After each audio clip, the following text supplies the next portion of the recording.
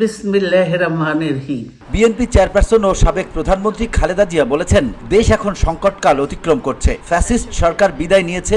রাষ্ট্র মেরামতের নতুন সংস্কার শেষ করে গণতান্ত্রিক ধারায় ফিরে যেতে গ্রহণযোগ্য নির্বাচনের ব্যবস্থা করা উচিত। মালয়েশিয়ান প্রযুক্তিতে তৈরি অত্যাধুনিক cleaning machine modern vacuum cleaner যে কোনো ধরনের ধুলো ময়লাকে পরিষ্কার করে ঘরকে করে তুলুন চকচকে ও আকর্ষণীয়। Modem, brand of luxury.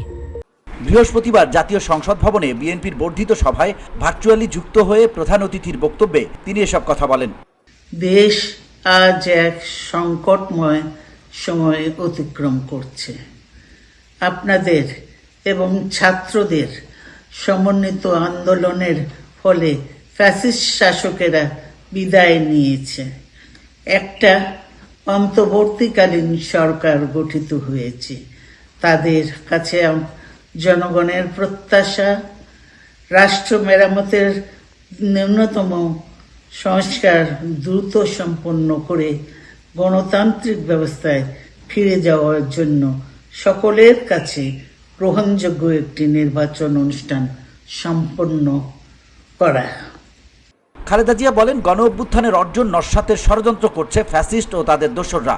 ইস্পাত কঠিন ঐক্যে সব ষড়যন্ত্র নস্যাৎ করে দিতে হবে।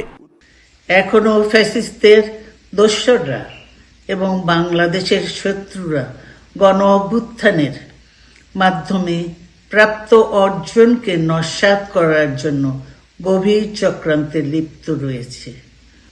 ইস্পাত কঠিন ঐক্যের মাধ্যমে জনগণকে সঙ্গে নিয়ে এবং চক্রান্তকে ব্যর্থ করে দিতে হবে।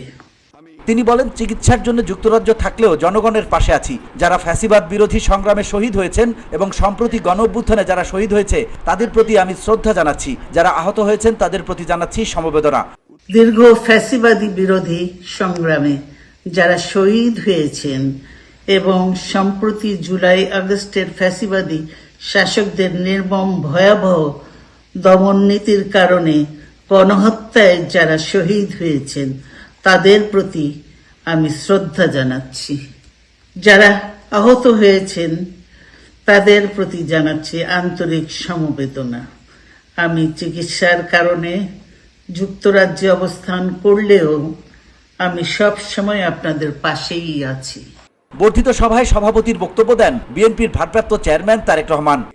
বিএনপির জন্ম থেকে আজ পর্যন্ত গণতন্ত্র প্রতিষ্ঠা এবং স্বৈরাচার বিরোধী ধারাবাহিক আন্দোলনে যারা শহীদ হয়েছেন, আহত হয়েছেন, স্বজন হারিয়েছেন, যেসব পরিবার নিদারুণ দুঃখ কষ্টের মুখোমুখি হয়েছেন, যাদের ঘাম শ্রম মেধায় বিএনপি আজ আপামর জনগণের কাছে দেশের সবচেয়ে বিশ্বস্ত রাজনৈতিক প্রতিষ্ঠানে পরিণত হয়েছে, আজকের এই বর্ধিত সভার শুরুতেই আমি তাদের প্রত্যেকের অবদানকে কৃতজ্ঞতার সঙ্গে স্মরণ করতে চাই। VOD Bangla news desk.